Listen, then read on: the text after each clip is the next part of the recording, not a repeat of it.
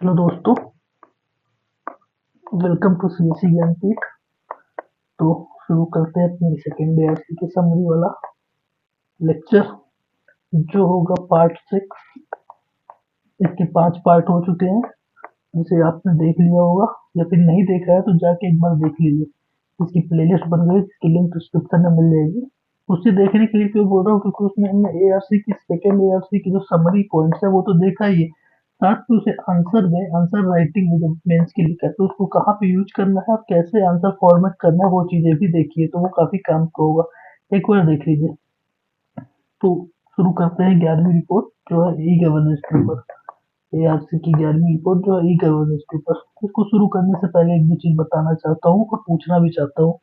पहला चीज तो ये बताना चाहता हूँ कि पीडीएफ के लिए आप ये टेलीग्राम ज्वाइन कर लीजिए, ज्ञानपीठ अंडर स्कोर सीएससी, या फिर इसे स्कैन करके डायरेक्टली ज्वाइन कर सकते हैं, है ना। और दूसरी चीज ये है कि आप ये वीडियो 1.5x में कर लीजिएगा, लेकिन पीडीएफ 1 से 2 बार जरूर पढ़िएगा, इससे आपका कंटेंट शार्प हो जाएगा। ठीक है ना। और एक तो पूछना क्या चाहता हूँ, और एक चीज और है कि अगर चीजें पसंद आ रही हो तो लाइक शेयर एंड सब्सक्राइब कर दीजिएगा। और पूछना ये था कि अगर वीडियो में कहीं भी कोई सुधार की आवश्यकता है या फिर सुधार की आवश्यकता तो होगी ही, तो वो सुधार आप जरूर बताएं। सुधार बताने के लिए आप कमेंट कर सकते हैं या फिर आप जीमेल कर सकते हैं। जीमेल की भी लिंक जीमेल डिस्क्रिप्शन में मिल जाएगा, वैसे जीमेल इसमें करना है ज्ञानपीठ अपना @gmail.com। तो इसमें जीमेल में सुझाव जरूर बताएं कि क्या क्या सुधार किया जा सकता है हमारे द्वारा, वीडियो के स्तर पर, कंटेंट के स्तर पर, तो जिसे हम इम्प्लीमेंट जरूर करेंगे। तो शुरू करते हैं 11वीं रिपोर्ट ई गवर्नेंस के ऊपर। तो ये क्या देखते हैं, ई गवर्नेंस मूलतः सरल, नैतिक, जवाबदेही, उत्तरदायी और पारदर्शी शासन बनाने के लिए सरकारी कामकाज को ई सूचना एवं संचार प्रौद्योगिकी मतलब इंफॉर्मेशन एंड कम्युनिकेशन टेक्नोलॉजी के अनुप्रयोग की बात करता है। ये सीधा सा कंक्लूजन है, वो सॉरी इंट्रोडक्शन है। अगर आपको इंट्रोडक्शन लिखना है तो ई गवर्नेंस के ऊपर ये वाला इंट्रोडक्शन लिख के काम बढ़िया से काम चलाया जा सकता है। ई गवर्नेंस की बहुत बढ़िया डिफिनेशन दी गई है, जिसमें स्मार्ट गवर्नेंस को शामिल कर लिया गया। Simple, moral, accountable, responsive and transparent governance. तो इसे लिख इंट्रोडक्शन में लिख सकते हैं। अब आगे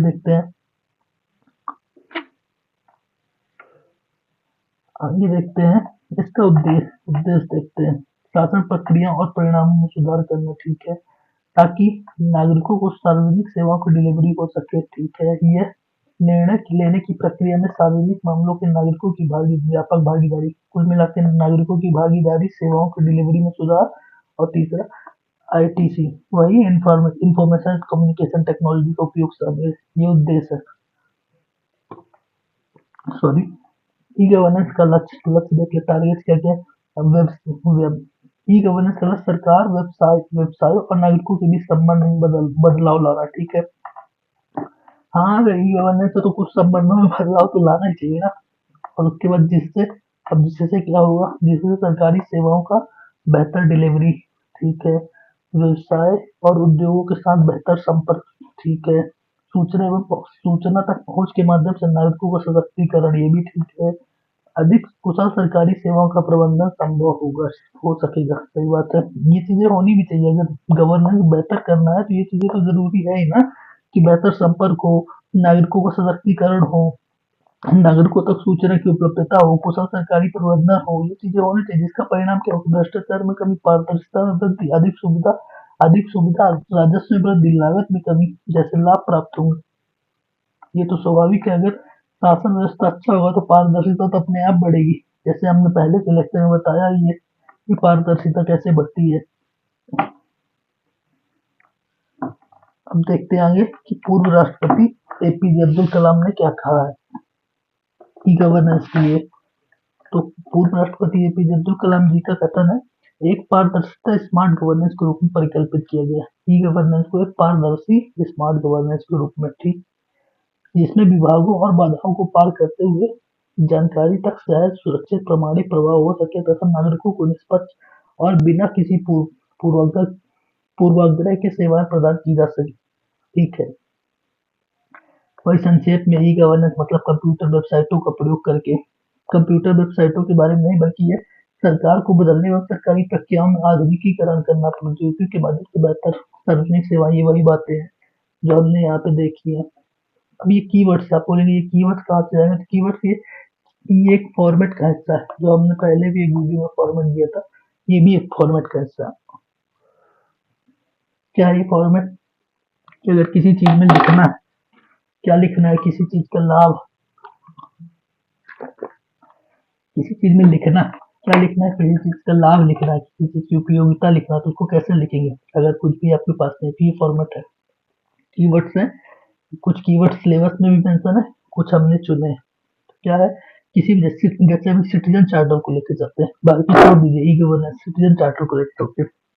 सिटीजन चार्टर के लाभ लिखना है, क्या हुआ सिटीजन चार्टर के लाभ में, सिटीजन चार्टर को सुधारने से क्या होगा, समावेशिता बढ़ेगी, सहभागिता बढ़ेगी, पारदर्शिता बढ़ेगी, जवाबदेहिता बढ़ेगी, प्रतिबद्धता बढ़ेगी, उत्तरदायित्व बढ़ेगा, अनुक्रियाशीलता बढ़ेगी, कार्यकुशलता बढ़ेगी, प्रभावशीलता बढ़ेगी, मितव्ययता बढ़ेगी। मितव्ययता मतलब बता दूं, धन का कुशल उपयोग,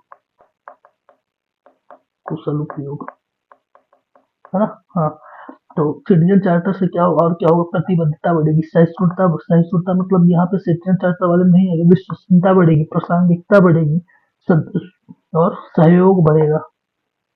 इसमें से कुछ कुछ पॉइंट किसी किसी में ऐड हो गए, सहिष्णुता यहाँ पे सिटीजन चार्टर वाले में नहीं ऐड होगा, तो ये याद रहेंगे कीवर्ड्स, तो काफी चीजें आसान हो जाएगी।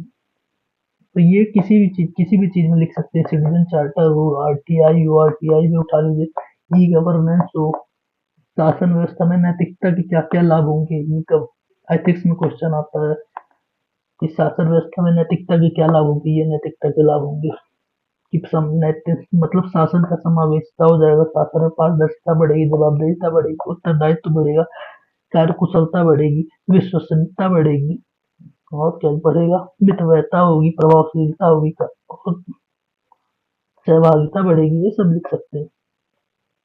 कीवर्ड्स हैं ये, इनको रट लेना। अब आते हैं ई गवर्नेंस के उद्देश्य एवं लाभ। क्या है लाभ, नागरिकों को बेहतर सेवाएं प्रदान करना। ठीक है, ये हमारा समावेशिता में आ जाएगा या फिर किसी में भी आ जाएगा।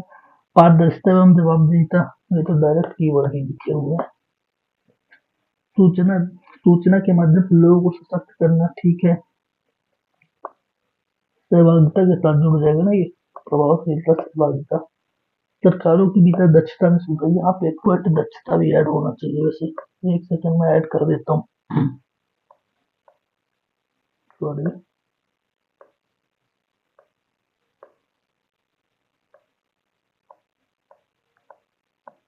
दक्षता ये भी ऐड होना चाहिए था ना, यहाँ पे इसकी कमी थी। दक्षता बढ़ेगी, व्यवसाय उद्योग के साथ संपर्क में सुधार होगा। ठीक है, सहयोग बढ़ेगा, ये सहयोग वाले में जुड़ जाएगा। नागरिकों के लिए समय और प्रयास और पैसे की बचत, पैसे की बचत तो मितव्ययता से जुड़ जाएगा, समय और प्रयास की बचत कार्य कुशलता से जुड़ जाएगा। निर्णय लेने की क्षमता को बढ़ावा देने और सरकारी मशीनरी दक्षता, और आखिरी क्या सॉरी आखिरी क्या है, शासन की पहुंच का विस्तार एवं भौगोलिक जनसांख्यिकी दोनों रूप में पहुंच का विस्तार, समावेशिता। ई गवर्नेंस के स्वरूप या प्रक्रिया की प्रक्रियाओं के प्रकार, government to citizen, government to citizen, सरकार और नागरिकों के बीच इंटरफेस बनवाना एवं सार्वजनिक सेवाओं को कुशल डिलीवरी, उपलब्धता और पहुंच का विस्तार करना। इसका एग्जाम्पल है डीबीटी, डायरेक्ट बेनिफिट ट्रांसफर। जैसे देखा ही हमने पीएम किसान के तहत किसानों के खाते में दो दो हजार की 3 किस्त जाती है डायरेक्ट खातों में, तो ये है। और G2B, गवर्नमेंट टू बिजनेस, व्यापारी समुदायों को सरकार के साथ सहज रूप से बातचीत करने में मदद करेगा। लाल फीताशाही कम करना, समय बचाना, परिचालन लागत कम करना, एक पारदर्शी व्यवसायी वातावरण बनाना। जैसे जेम देखा ये government e market, government e market है ना, इसमें क्या होता है कि गवर्नमेंट छोटे संस्थानों से डायरेक्ट प्रोडक्ट खरीदती है, एमएसएमई वगैरह से डायरेक्ट, एमएसएमई डायरेक्ट गवर्नमेंट को बेच सकते हैं, गवर्नमेंट इनसे डायरेक्ट खरीद सकती है, कोई बिचौलिया या पारदर्शी बिचौलिए की जरूरत नहीं होती है, पारदर्शिता बढ़ा दिया। अब आते हैं गवर्नमेंट टू गवर्नमेंट। तो क्या है, सरकारी संस्थाओं कामकाज की प्रक्रिया में प्रक्रियाओं एवं पुनर्गठन में विभिन्न संस्थाओं के भीतर और उनके बीच सूचना सेवा के प्रवाह को बढ़ाना एवं दक्षता प्रदर्शन में वृद्धि करना। सरकार की विभिन्न संगठनों के बीच की बात कर रहा है। तो इसके लिए एक पोर्टल है ई ऑफिस। ये अपन लोग उतना नहीं जानते हैं। ये जो गवर्नमेंट में काम करता हुआ है, तो गवर्नमेंट सर्वेंट होगा, वो इस पोर्टल का यूज करता होगा। अब देखते हैं गवर्नमेंट टू एम्प्लॉय। सरकार एवं उसके कर्मचारियों के बीच त्वरित एवं कुशल बातचीत सुनिश्चित करना, कर्मचारियों की संतुष्टि के स्तर को बढ़ाना। बातचीत करना गवर्नमेंट और एम्प्लॉय में, और उसकी संतुष्टि का स्तर। इसके लिए एक एग्जांपल ये है, पीएफएमएस पोर्टल। पीएफ जो प्रोविडेंट फंड होता है ना, उसकी उसकी जांच करने के लिए, जैसे कोई गवर्नमेंट एम्प्लॉय है, उसका प्रोविडेंट फंड कितना हो गया, कब कितने समय में मैच्योर होगा, जो भी है सब उसकी जानकारी के लिए पीएमएस पोर्टल है। ई गवर्नेंस के चार स्तंभ: पीपल, प्रोसेस, टेक्नोलॉजी, रिसोर्सेस। बिना इनके तो कुछ चीज होने वाला नहीं है, तो ये तो स्तंभ होने ही थे। क्योंकि लोग नहीं रहेंगे तो क्या है का गवर्नेंस, टेक्नोलॉजी नहीं रहेगी तो क्या है ई गवर्नेंस, संसाधन अगर टेक्नोलॉजी तक की पहुंच नहीं होगी तो फिर क्या है ई गवर्नेंस। और प्रोसेस तो सही होनी ही चाहिए। ई गवर्नेंस के कार्यान्वयन में प्रमुख सिद्धांत एवं मार्ग, इसको देख लेते हैं। उद्देश्य की स्पष्टता। ई गवर्नेंस की सॉरी ई गवर्नेंस परियोजना प्रौद्योगिकी की क्षमता पर आधारित होने के बजाय नागरिकों की आवश्यकताओं पर केंद्रित होनी चाहिए। सही बात है ना, कि प्रौद्योगिकी नागरिकों पर आधारित होनी चाहिए, कि नागरिकों को किस चीज की जरूरत है उस पर आधारित होनी चाहिए, ना कि प्रौद्योगिकी की क्षमता के आधार पर। किस चीज के लिए प्रौद्योगिकी नहीं है लेकिन नागरिकों का काम तो यहीं पे है। तो उद्देश्य की स्पष्टता और नागरिक आधारित, और इसमें कुल मिला के ये भी यही बोलना चाह रहा है कि इसका उद्देश्य ये होना चाहिए, नागरिक केंद्रित शासन के ऊपर। डायरेक्ट भी लिख सकते हैं, नागरिक केंद्रित शासन डी गवर्नेंस का उद्देश्य होना चाहिए। ठीक है। अब और जो अपनी एआरसी की 12वीं रिपोर्ट है, वो भी इसी के ऊपर है, नागरिक केंद्रित शासन। उसको देखेंगे तो फिर उसके बारे में पढ़ेंगे। अब वातावरण निर्माण। इसमें राजनेता, सरकारी अधिकारियों और आम नागरिकों सहित सभी हितधारकों की मानसिकता में बदलाव लाना चाहिए। इसके लिए उच्च उच्च स्तर पर मजबूत राजनीतिक इच्छा शक्ति, नागरिक सरकारी कर्मियों को प्रोत्साहन और जनता में जागरूकता लाना चाहिए। ये एक यूनिवर्सल पॉइंट था जो हमने पहले के लेक्चर में बताया, ये जागरूकता। तो जागरूकता लाने के लिए इस तरह का वातावरण निर्माण करना चाहिए, मानसिकता में बदलाव लाना चाहिए कि सारी चीजें इतनी गवर्नेंस हो गई है। जो सरकारी अधिकारी है, जो हमने बोला था पहले, औपनिवेशिक मानसिकता की सारी चीजें पेपरों में करना, या फिर जो पुराने अधिकारी हैं जो टेक टेक फ्रेंडली नहीं है, तो उनमें सुधार करना, उनमें उनकी मानसिकता में बदलना, जिससे कि वातावरण निर्माण हो सके। इसके लिए क्या क्या करना पड़ेगा, इच्छा शक्ति बढ़ाना पड़ेगा, सरकारी कर्मचारियों को प्रोत्साहन देना पड़ेगा, जनता में जागरूकता पैदा करना पड़ेगा। एक सेकेंड, जनता में जागरूकता पैदा कर।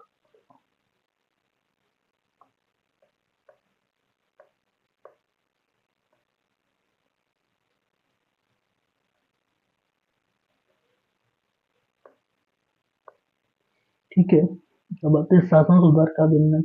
ई गवर्नेंस को शासन का ई गवर्नेंस को शासन के एक अलग हिस्से के रूप में नहीं, बल्कि शासन की संरचना एवं प्रक्रियाओं के रूप में भिन्न रूप में देखा जाना चाहिए। ये तो स्वाभाविक सी बात है ना, जब है ई गवर्नेंस ही है तो इसको अलग क्यों देखना, ये तो गवर्नेंस का ही हिस्सा हुआ ना, तो गवर्नेंस का हिस्सा ही मानना चाहिए। हालांकि अब तो ऐसा ही होता है, ये पुरानी सजेशन से तो ये तो नहीं वैलिड नहीं है, क्योंकि अब तो हर जगह किसी भी ऑफिस में जाइए ई गवर्नेंस ही होगा, इलेक्ट्रॉनिक रूप में होता है, तो ये उतना वैलिड पॉइंट नहीं है। अब देखते हैं ई तत्परता और चरणवार दृष्टिकोण। मतलब ई गवर्नेंस का एक साथ पूरे, जैसे ई गवर्नेंस है उसको एक साथ तो पूरे देश में लागू नहीं किया जा सकता, तो इसके लिए क्या उपाय है, ई तत्परता का आकलन करना। मतलब ये इलेक्ट्रॉनिक, मतलब जनता सबसे ज्यादा कहाँ पे एक्टिव है, या फिर जनता को सबसे ज्यादा कहाँ पे काम पड़ता है, वहां पे ई प्रौद्योगिकी प्लान, जैसे किस फील्ड में है जहाँ पे मतलब सरकारी अधिकारियों और कर्मचारियों के भी सबसे ज्यादा वो होता है, इंटरवेंशन होता है, वहां पे टेक्नोलॉजी को लाना। ये लिखा हुआ है इसमें, पूरे पॉइंट का मतलब ये देखो, पढ़ लेते हैं इसको। ई गवर्नेंस को एक साथ पूरे देश में लागू नहीं किया जा सकता। ई तत्परता का आकलन करना, नागरिकों की जरूरतों के आधार पर, जो बताया हमने, परियोजनाओं की पहचान करना, उन्हें प्राथमिकता देना, उनकी सरलता कार्बन को आसानी से नागरिकों के लाभ के आधार पर महत्वपूर्ण। लेकिन अब ये पॉइंट उतना वैलिड नहीं ले जाता, क्यों?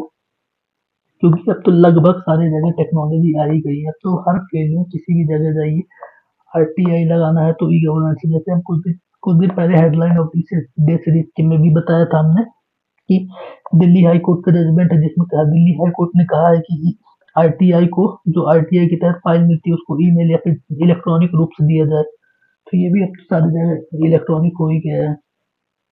अब बिजनेस प्रोसेस री इंजीनियरिंग, इसको देख लेते हैं। ई गवर्नेंस पहल की सफलता के लिए सरकारी प्रक्रियाओं को गहन विश्लेषण और पुनर् पुनर् पुनर्रचना की आवश्यकता है। केवल मौजूदा प्रक्रियाओं को डिजिटलाइज करने से लागत, जटिलता और देरी बढ़ती है। प्रक्रियाओं, रूपों, संरचनाओं और कानून में बदलाव की आवश्यकता है, जिसमें नागरिकों की आवश्यकताओं पर ध्यान केंद्रित किया जाए। ये भी ये भी वही पॉइंट है कि नागरिकों की आवश्यकताओं के आधार पर सरकारी प्रक्रियाओं और गैर विश्लेषणों का ई गवर्नेंस मतलब डिजिटलाइज करने की बात कर रहा है। देखा जाए तो इसका ही एक्सटेंडेड है काम ना, इसका, ये दोनों लगभग एक्सटेंडेड वाले ही हैं। अब सुरक्षित और दोष रहित प्रणाली, संभावित साइबर अपराधों से महत्वपूर्ण सूचना अवसंरचना परिसंपत्ति की सुरक्षा के लिए रक्षा तंत्र और कानूनी प्रणाली विकसित करनी चाहिए। ये बात तो सही है। हालांकि इसके लिए सरकार ने लाया है ना डेटा प्रोटेक्शन एक्ट 2023। तो ये ध्यान रखने वाली बात है कि एआरसी ने ये सब सुझाव दिए। कानूनी प्रणाली होनी चाहिए साइबर अटैकों से सुरक्षा के लिए। स्थिरता, ई गवर्नेंस पहले वित्तीय प्रशासनिक उपयोग में सरलता के माध्यम से सतत होनी चाहिए।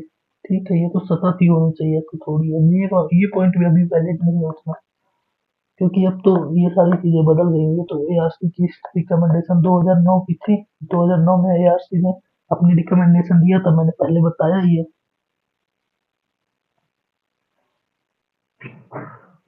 स्थानीय भाषा इंटरफेस, भारत की बहुभाषी समाज को देखते हुए ई गवर्नेंस पहलों को स्थानीय भाषा इंटरफेस है। ये तो स्वाभाविक ही, तभी तो लोग जुड़ पाएंगे, नहीं तो लोग ही नहीं जुड़ पाएंगे। तब क्योंकि भारत में साक्षरता दर कम है, इसलिए स्थानीय भाषा में देंगे तभी तो लोग जुड़ पाएंगे।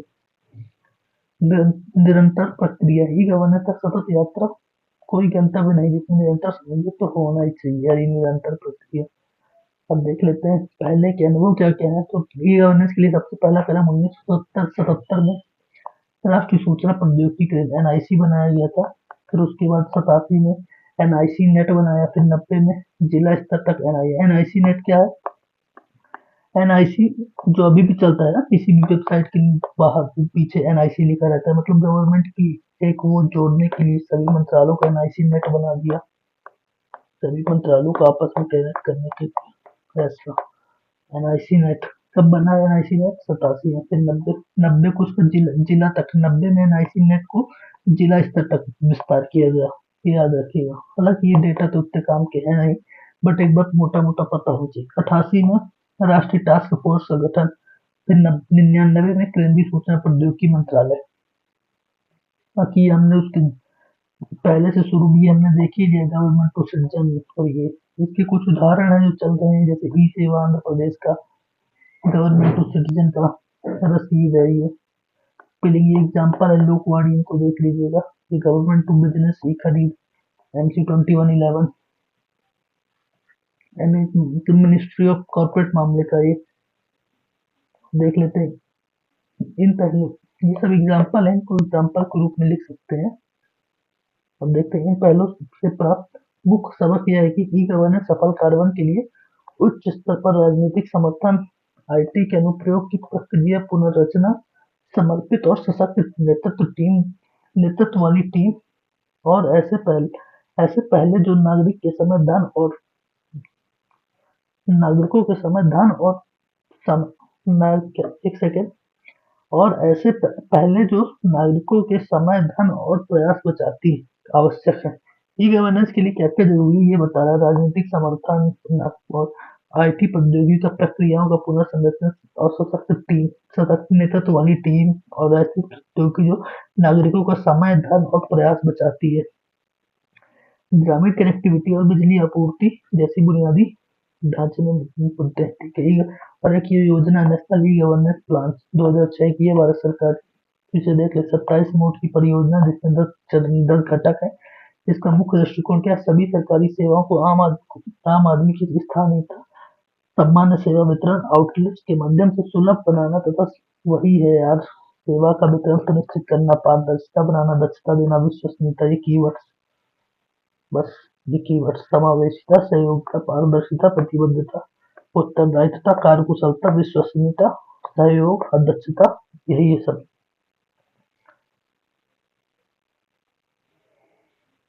ये देखो, वही चीजें लिखी हैं, विश्वसनीयता, पारदर्शिता, दक्षता, जरूरतों को, बुनियादी जरूरतों को पूरा करना, ये समावेशिता।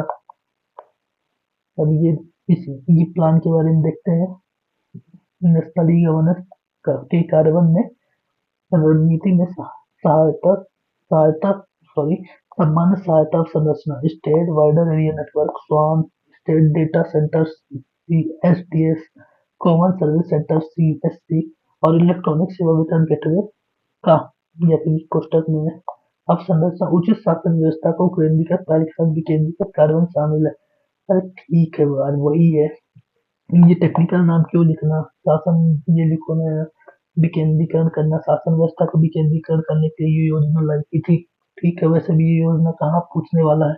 इसको यू लिख, ये ई गवर्नेंस, ये योजना पढ़ने का मतलब यही है कि जब ई गवर्नेंस के ऊपर क्वेश्चन मिलेगा तो आपको एक पॉइंट लिखना पड़ेगा कि सरकार क्या क्या कर रही है। तो इसमें ये भी लिख दीजिए, नेशनल ई गवर्नेंस प्लान 2006 का सरकार का कार्यरत है, जिसमें सरकार सेवाओं का उचित वितरण के लिए प्रयास कर रही है। इतना तो लिखना है, बाकी योजना अलग से तो लिखना नहीं है। देख लीजिए, बाकी एक बार पढ़ तो रहे ही है। ये हो गया। डेटा सेंटर्स का क्या उपयोग है ये बताया। स्वान क्या है? राज्यव्यापी नेटवर्क, राज्यों के मुख्य जिले, मतलब जिलों को राज्य के मुख्य, सॉरी, जिलों को राजधानी से जोड़ने के लिए स्वान है ये। और ये राज्य डेटा सेंटर जो डेटा है, ई गवर्नेंस के डेटाओं का सेवाओं के उपयोग से डेटाओं को समेकित करना है, इसकी सिफारिश डेटा की सुरक्षा के लिए, जिससे साइबर फाइबर अटैक न हो। ये राज्य डेटा सेंटर है। और ये स्वान जिसके बारे में बताया है कि राजधानी से जिलों को जोड़ना, वैसा। और ये सामान्य सेवा केंद्र क्या होता है? जन सेवा केंद्र पीपीपी मॉडल के आधार पर प्रति 6 गांवों पर स्थापित करने के, इसमें भी वही बोल रहा है, पंचायतों के स्तर पर और गांव के स्तर पर व्यवसायों को सबको जोड़ने के लिए ये सब है। नेशनल ई गवर्नेंस प्लान का हिस्सा, ठीक है। मिशन मोड परियोजना सीधे नागरिकों को प्रभाव डालने की क्षमता रखती है। हालांकि कई राज्य स्तरीय एमएनपी अभी अभी भी वैचारिक चरण में है, और आई मतलब इंफॉर्मेशन कम्युनिकेशन टेक्नोलॉजी के घटक को समय समय से पहले लागू करने की अक्षमता का स्वचालन हो सकता है। यह सुनिश्चित करने के लिए इन परियोजनाओं की गति शामिल है, और शासन सुधारों को प्राथमिकता दी जानी चाहिए, जिसमें प्रक्रियाओं, संरचनाओं, कानून। ठीक है यार, ये निष्कर्ष है इसकी योजना का, और कुछ नहीं है। ये योजना के बारे में बेसिकली इतना ही पता होना चाहिए, क्योंकि योजना कभी स्पेसिफिक योजना के बारे में नहीं पूछेगा, पूछता है ई गवर्नेंस के ई गवर्नेंस ई गवर्न सॉरी ई गवर्नेंस में क्वेश्चन पूछेगा, उसमें भी बहुआयामी दृष्टिकोण में पूछेगा कि ई गवर्नेंस भारत में लागू नहीं हो पा रहा है, तो क्या कारण थे, या फिर इसके लिए आप क्या सजेशन देना चाहते हैं, सरकार के क्या प्रयास है, ये पूछेगा। और तीनों को एक साथ भी पूछ सकता है, तो इसलिए एक एक दो दो पॉइंट पता होना चाहिए। अब देखते हैं ई गवर्नेंस के लिए कानूनी ढांचा।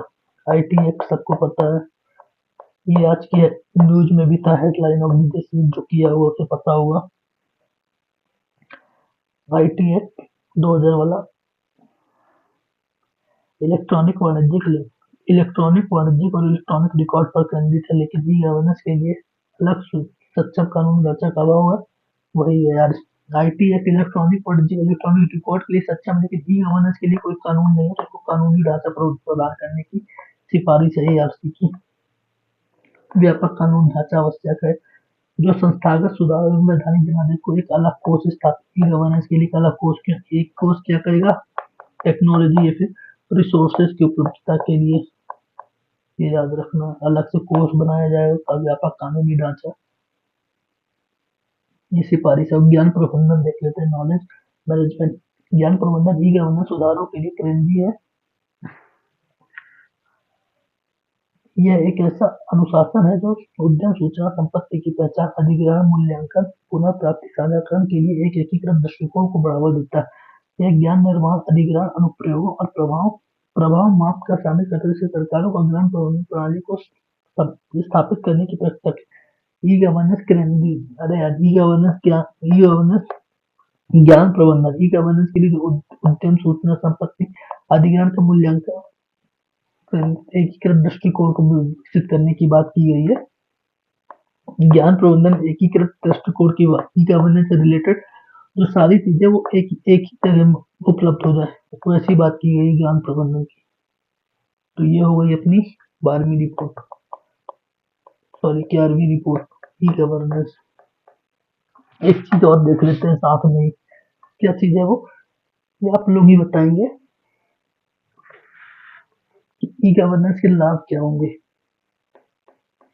इसको कैसे लिखेंगे। ई गवर्नेंस के लाभ, इसको दो इस तरफ बांट के लिखेंगे जब भी लिखना होगा। एक प्रशासन के स्तर पर और एक नागरिकों के स्तर पर, जब भी ई गवर्नेंस के लाभ लिखना हो तो प्रशासन के स्तर पर फिर वही लिखना है, पारदर्शिता बढ़ेगी और प्रतिबद्धता, कार्यकुशलता, फिर वो वही टर्म अपने लिखना है एक आध एग्जाम्पल कोट करके। और नागरिकों के स्तर पर लिखना है तो सहयोग, विश्वास। मैं लिखने का पैटर्न, मैं लिखने का फॉर्मेट बता रहा था, इसलिए ये लिखा। अब समझ गया ना कि अगर ई गवर्नेंस के लाभ लिखना तो एक लाभ ऐसे नहीं लिखते रखिए, ई गवर्नेंस के निम्नलिखित लाभ पहला, दूसरा, तीसरा, ऐसे नहीं लिखना, ऐसे में नंबर कम मिलेगा। लिखना ऐसे बात के नागरिकों के स्तर पर सब।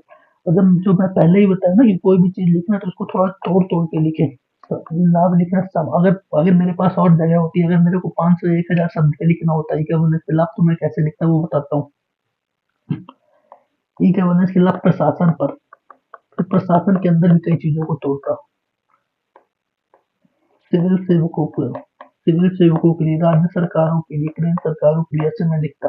और अब नागरिकों के लिए लिखना होता तो नागरिकों के सामाजिक प्रभाव क्या होगा, आर्थिक प्रभाव क्या होगा, सांस्कृतिक पर्यावरणिक प्रभाव क्या होगा, ऐसे तोड़ के लिखता। जब 500 या 1000 वर्ड मिले होते, और जब 100, जब अपने को 150, सॉरी जब अपने को 150 या 250 में लिखना है तो फिर इसी तरह दो में ही तोड़ना है, प्रशासन पर, नागरिकों पर। अब बाकायदे चार्ट बना के लिखना है तो ज्यादा नंबर मिलेंगे। तो ये रहा आंसर का फॉर्मेट। बाकी जब अपन पीवाईक्यू सीरीज चलाएंगे तो उसमें और भी देखेंगे। अब अगली रिपोर्ट है 12वीं रिपोर्ट, नागरिक केंद्रित शासन, तो इसको नेक्स्ट वीडियो में करते हैं। अभी के लिए थैंक यू फॉर वॉचिंग। तो टेलीग्राम मैंने बता दिया है, टेलीग्राम ज्वाइन कर लीजिएगा, यहाँ पे पीडीएफ सारी मिल जाएंगी, अपडेट्स मिल जाएंगे। और एक चीज और, वही लाइक शेयर सब्सक्राइब कर लीजिएगा अगर चीजें पसंद आ रही हो तो।